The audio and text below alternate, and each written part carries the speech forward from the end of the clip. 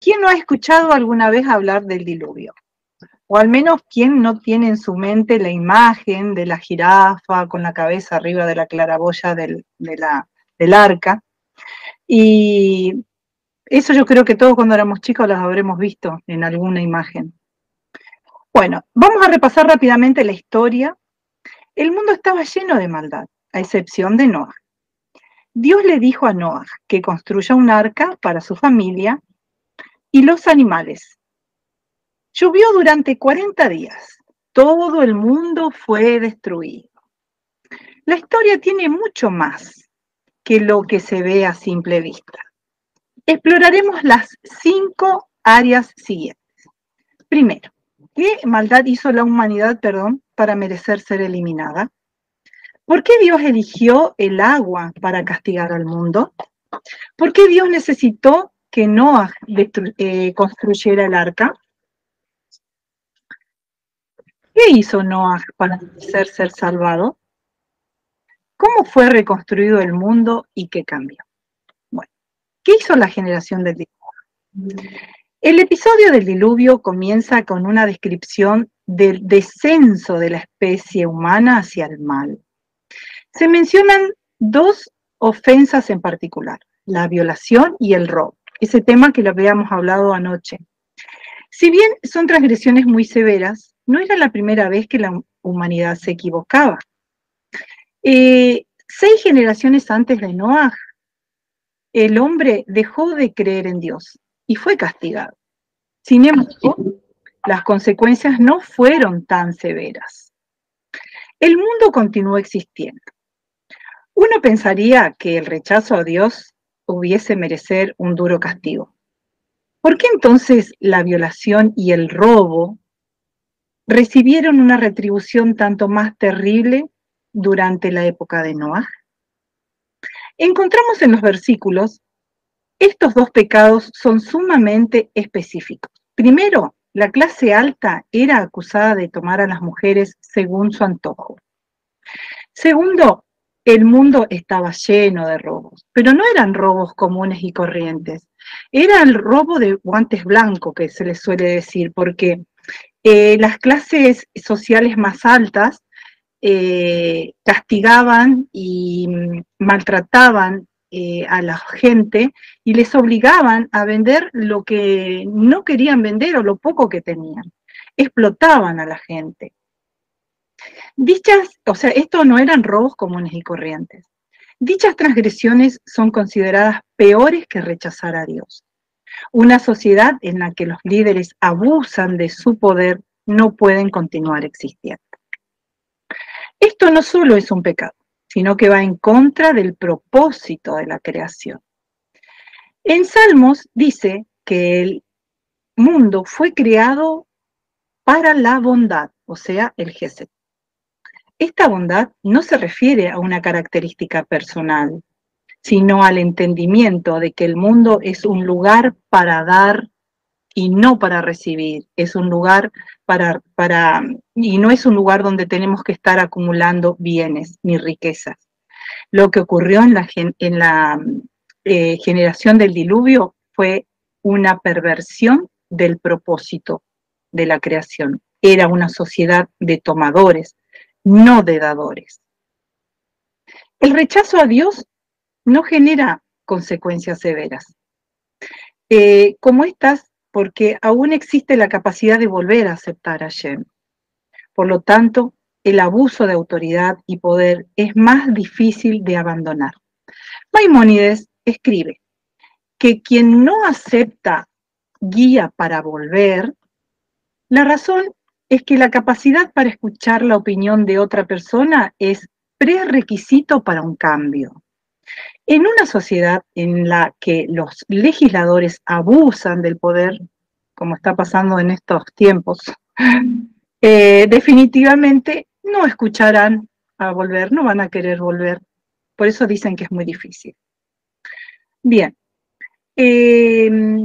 entonces el propósito de la creación fue invalidado.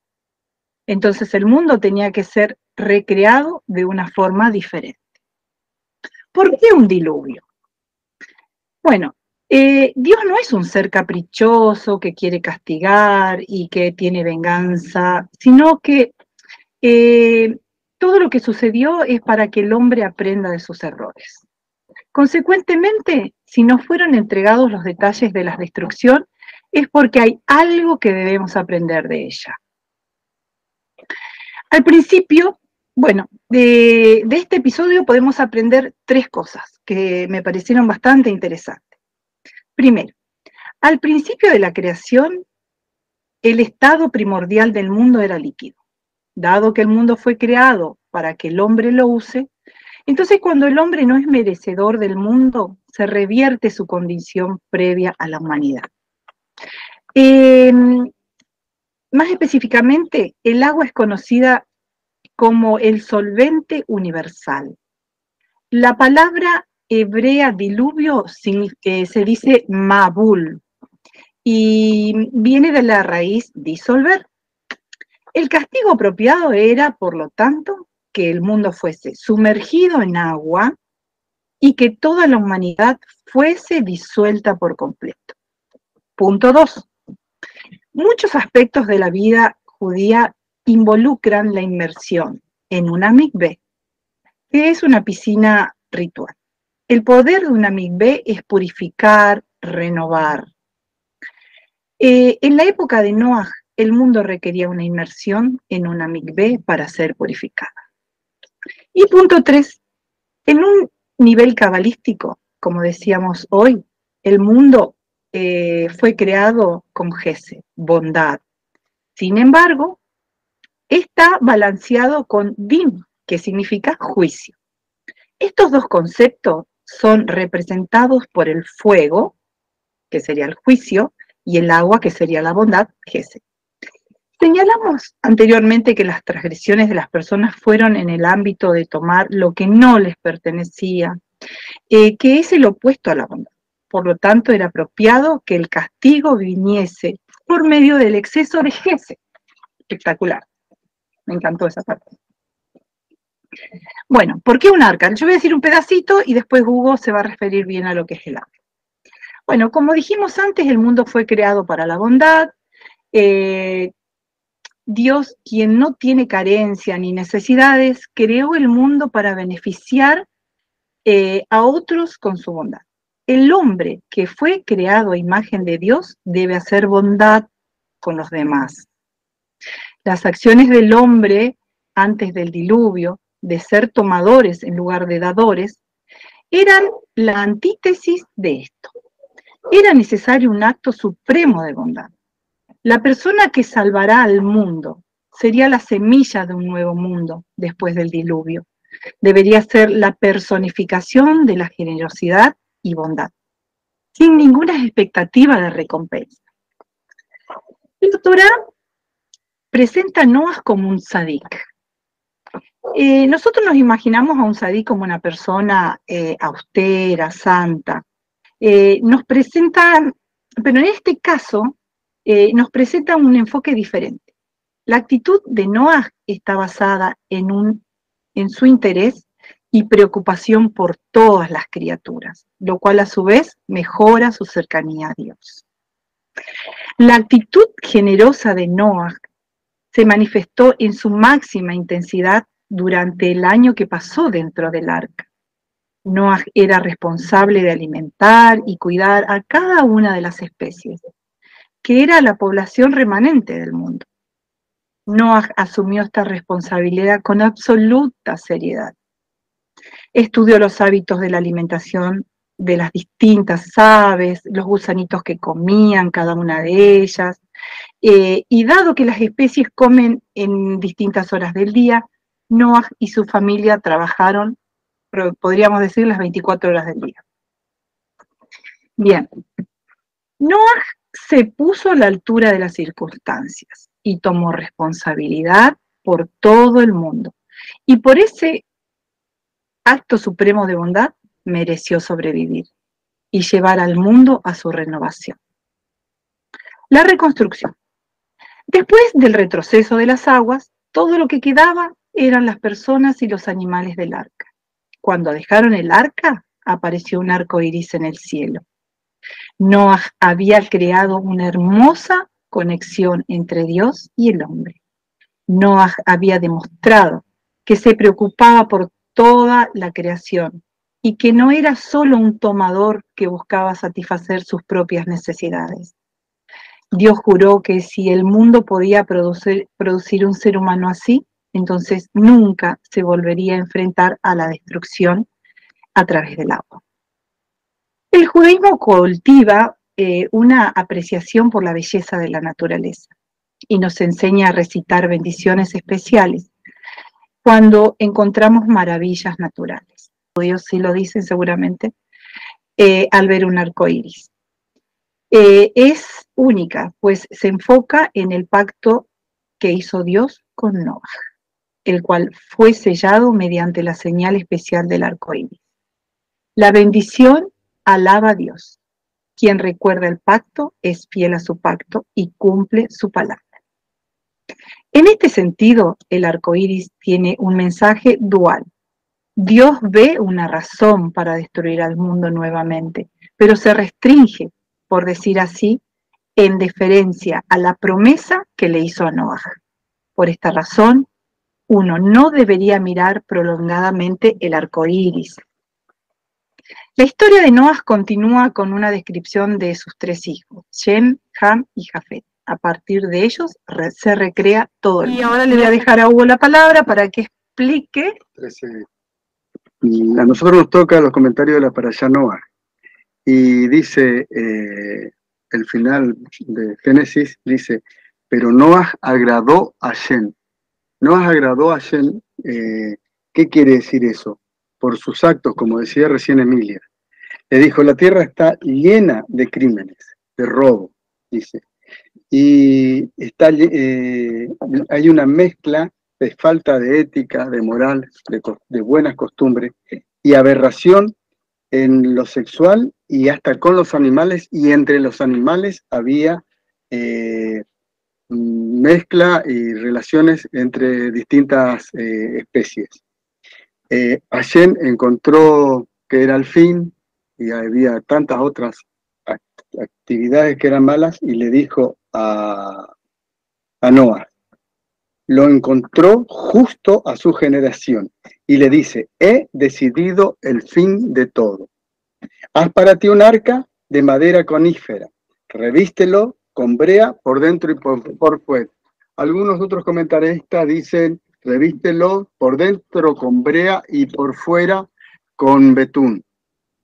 También por una manera así más liviana, que se pueda meter en el agua y bueno, y se pueda deslizar tranquilamente. Pero, ¿qué pasa? Este arca no reunía las condiciones de un navío normal, reunía condiciones de una caja que dice Tevá, se dice en hebreo.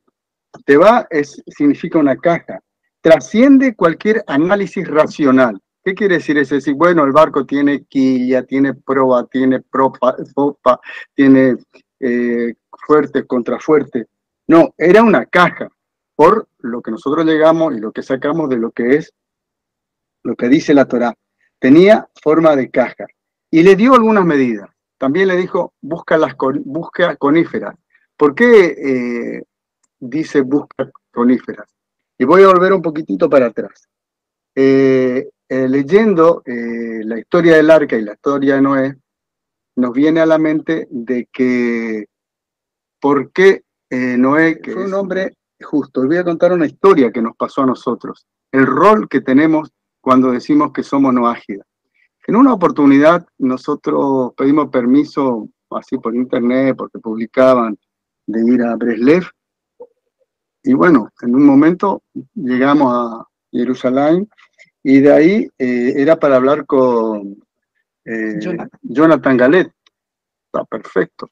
Bueno, a nosotros nos preguntan ahí cuando vamos, primeramente lo vimos a Shalom Arush, pero como no habla castellano, es una persona excelente, re contenta, así nos saludaba. Bueno, yo un poco no entendía. Bueno, el Shalom Arush nos manda a Breslev con una niñita, subimos a la escalera y nos preguntan qué queríamos nosotros. Bueno, teníamos una entrevista con Jonathan Galet. Fue gracioso, ¿no? Y bueno, estuvimos un rato, qué sé yo, nos preguntan, yo lo que sabía que tenía que decir que no era mesiánico. Bueno, cuando decía no soy mesiánico, no soy mesiánico, y cuando nos atiende un muchacho que hablaba castellano, ¿y qué son ustedes? Bueno, justo tuve que decir lo que no quería decir, parece que Hashem puso en mi boca eso. Bueno, nos tuvieron un rato ahí, se fueron mis compañeros, mi tía que estaba, Emilia y yo y mi tío. Quedé yo solo y me dice, ¿y ustedes qué buscan? No, te queríamos hablar y saludarlo a Jonathan Galet. Y dice, mire, él no pudo venir porque está no sé dónde. Y dice, ustedes lo que tienen que hacer es buscar los 7 principios universales del noajismo. Y eso fue todo lo que me dijeron y me quedé ahí en la sala de espera esta como... Y bueno, digo, ¿y esto qué? ¿No predican? ¿No buscan a los fieles? ¿No buscan gente? ¿No buscan...? Digo, qué sé yo, algo quiere decir, y por supuesto que me tocó el orgullo a mí tan importante hacer tantos kilómetros para que no pase nada, pero digo, acá hay otra cosa, no termina ahí la historia. Y yo lo que quiero comentarle a ustedes hoy es que el conocer los 7 principios universales y poder llamarse Noaj es muy importante. Por eso yo decía Noé, Noaj, porque hoy nosotros estamos encaminados en una etapa de nuestra vida donde verdaderamente, así como Noaj fue el que trascendió el mundo porque pudo sobrevivir a una decisión de Hashem, después tenemos Moshe, que al pueblo de Israel le entrega la Torá, y bueno, hoy nosotros estamos viendo otra realidad y justamente un compromiso. Por eso digo, nosotros tenemos un alto compromiso de honrar y dar honor al nombre de Noah y honrar por esa actitud que tuvo ante Hashem de poder ser la persona elegida. Él le dijo a ti, a tus hijos, a tu mujer y a las mujeres de tus hijos, para que vayan en lo que ahora sí voy a ir contando la construcción del arca que le dijo. Yo hago una interpretación como constructor y como proyectista de lo que es el arca, por supuesto, porque el arca se limita a una caja rectangular que tiene medidas, que ahí yo quería compartir con ustedes, quisiera que sí, que me ayuden y que pregunten mientras voy haciendo los relatos, y más que nada que me pregunten, porque surgen muchas preguntas, surgen muchos cuestionamientos, que por supuesto que les voy a ir contando ahora, porque uno piensa, el arca, ¿qué sería el arca? Y es una lancha grande. Nosotros vivimos cerca del río, a veces vamos al mar, y bueno, ves algunos barcos grandes, pero la verdadera magnitud que hace tiempo vengo estudiando, porque siempre también estudié cómo se arma el templo móvil y cómo se trasladaba y todas estas cosas, y el arca me llamó también la atención, porque el arca tenía algunas medidas que son interesantes. Tenía en largo 150 a 180 metros. Imagínense ustedes que tiene que entrar en un espacio de 2 cuadras. Nosotros tenemos, acá en el caso de Argentina, no sé si hay alguna otra persona de otros lugares, que en la Argentina cada cuadra mide 100 metros. El arca superaba en más de una vez y media una cuadra. O sea, estamos hablando de 180 metros, según sea por cada codo 50 centímetros o 60 centímetros. Imagínense lo que sería. Y en el ancho, yo saco la medida como si fuésemos a hacer en la tierra.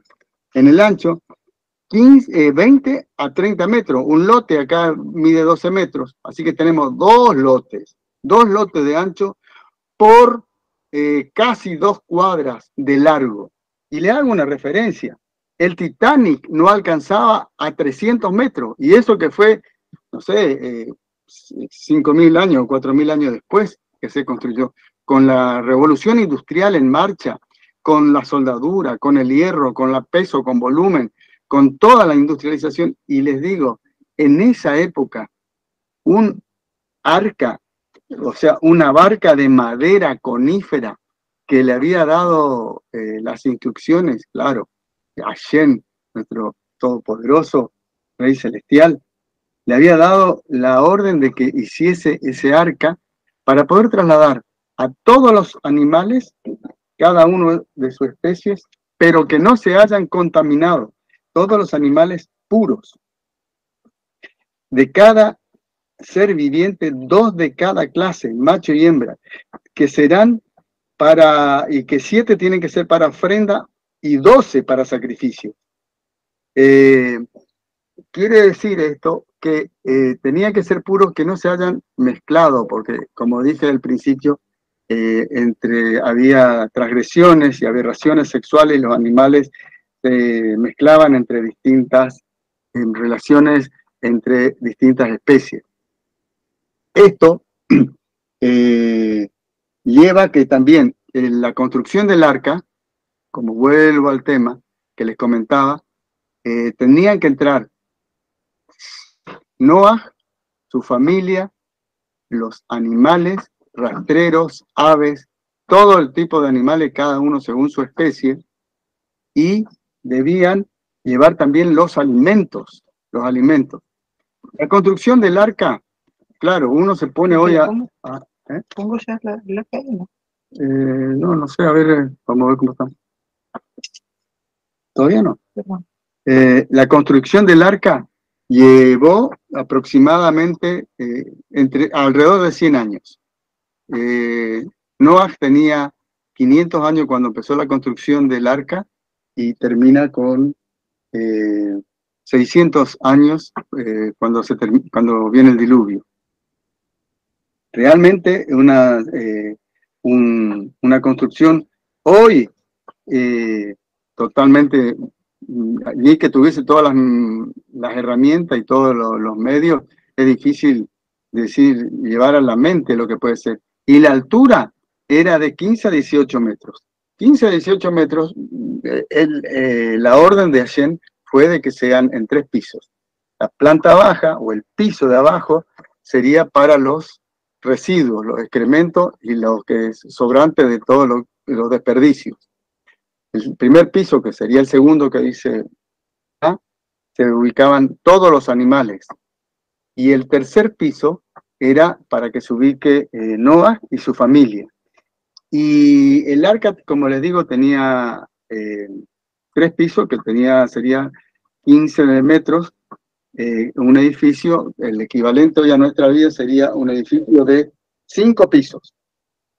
De 5 pisos, imagínense que el arca tenía 3 por 5, 15 metros, 18 metros, 5 o 6 pisos. Para que tengan una idea que la altura que tenía, que no se puede hacer, digamos, bueno, voy a hacer con unas tablitas y vamos a hacer una arquita como uno por ahí tiene la idea.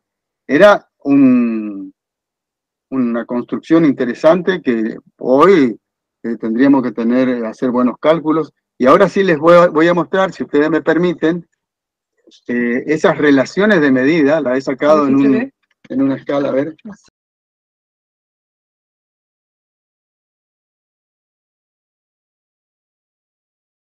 Yo te lo enfoco acá. A ver. Esta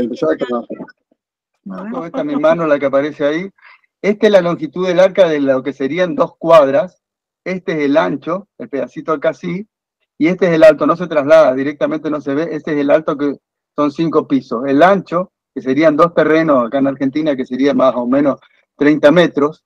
Y acá en el medio, la orden que le dio a Hashem es que se entrara, que tenga una sola puerta por el costado, y esta parte negra del arca, porque tendría que tener techo a 2 aguas. Le voy a mostrarle otra foto, otro dibujo.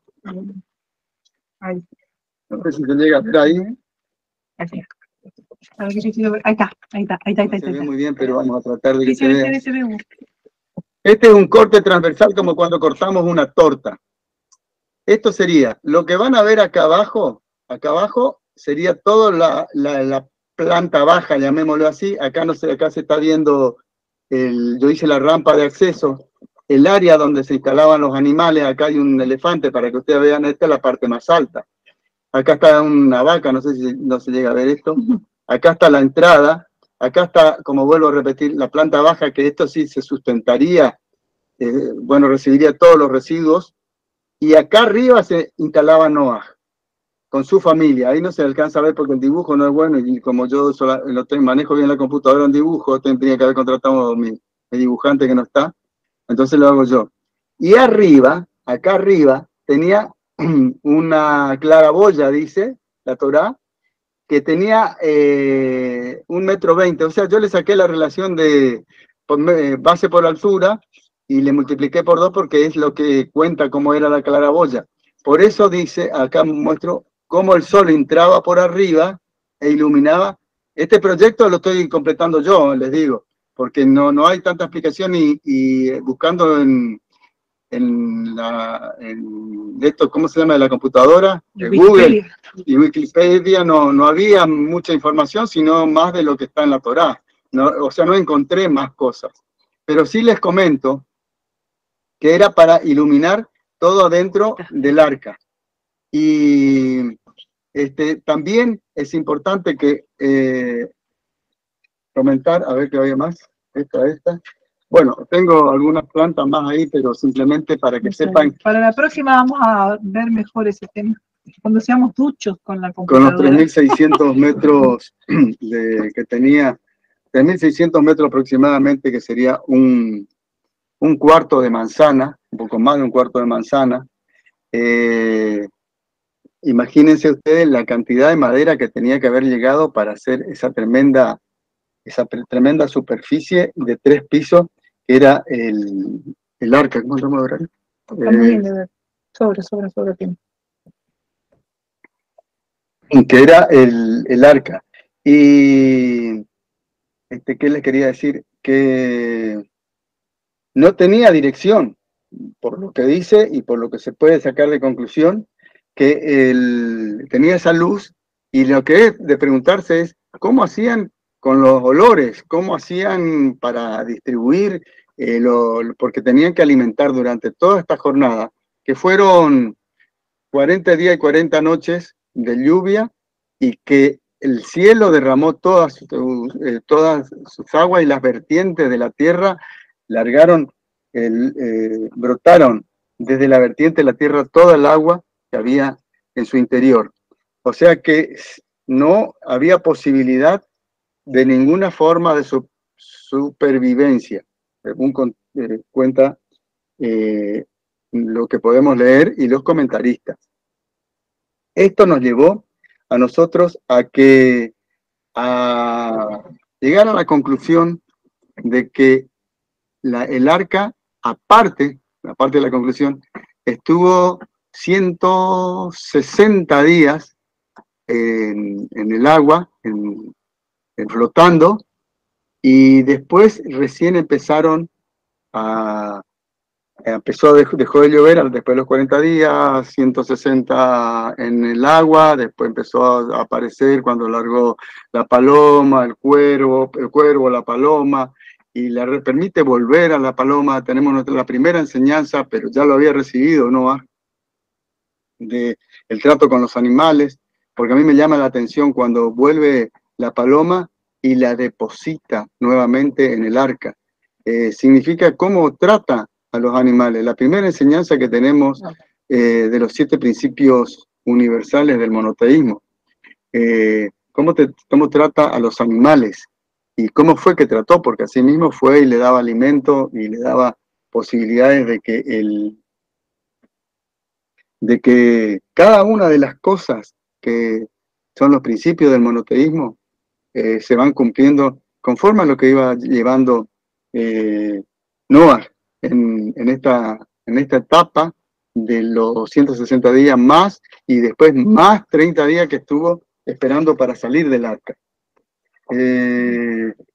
Dicen, a ver, al salir del arca, después de que terminaron los últimos 30 días, al salir del arca, erigió Noah un altar a Hashem, y resultó de aroma y olor agradable a Hashem, y estableció un pacto el pacto del arco iris. Yo establezco mi pacto con ustedes, el pacto del arco iris, y esa será la señal de mi pacto. Y no volveré a maldecir la tierra por causa del hombre. Y ahí le dijo a Shem, le dice a Noah, y le da la orden que debe difundir la presencia divina y hacerlo digno de ella a través de sus actos de bien. Asimismo, todos nosotros que somos noágidas, que leemos, que estudiamos y que tratamos de entender la Torá, también a través de nuestros actos de bien, difundir la presencia divina. Moraleja. Bueno, Tenemos 13 moralejas que nos dejó para el liderazgo, el trabajo en equipo y la autoconfianza. Las voy a leer y después si alguien quiere aportar algo sobre estas moralejas, me dicen, levantan la manita y bueno. Dice, primera, es importante ser puntual a la cita y no llegar después de la hora fijada para la salida. Todo puede cambiar si encuentras la puerta cerrada. 2. Recuerda que todos somos diferentes, pero de alguna manera estamos en el mismo barco y debemos de buscar la forma de mantenerlo a flote. 3. Planea para el futuro, perdón. No estaba lloviendo cuando Noé comenzó a construir el arca, pero tenía una meta y la comenzó a trabajar con mucha antelación. 4. Nunca te sientas muy viejo para hacer algo grande, a pesar de que digan, tu tiempo ya pasó y que tú, a tu edad, ya no puedes hacer algo que valga la pena. Tú continúa con el plan. 5. No hagas mucho caso a los críticos. Continúa con el trabajo que se te ha encomendado sin importar las opiniones de quienes hablan sin soporte. Ahí vamos la crítica constructiva también. 6. Todo lo que hagas y construyas, procura que sea de buena calidad, porque en las peores tormentas eso es lo que te mantiene en pie. 7. Al buscar compañía para tu viaje, busca gente que sea afín a ti y que comparta el objetivo y la visión. Los polos opuestos pueden atraerse, pero no van a lograr mucho a la larga. 8. Si sientes que tu progreso es lento, no te desesperes, pues lo importante es la perseverancia. Las tortugas también estaban a bordo, así como los animales más veloces, solo que ellos comenzaron el viaje con más tiempo. 9. Aunque al principio te sientas solo y recibas burlas por lo que están construyendo, a la larga todo tiene recompensa, si siguen el plan y los objetivos correctos. 10. No desprecies los esfuerzos que hace la gente más sencilla y capacítalos y apóyalos. El arca fue construida por gente del campo y soportó mientras que el Titanic fue construida por profesionales. 11. No hay opción.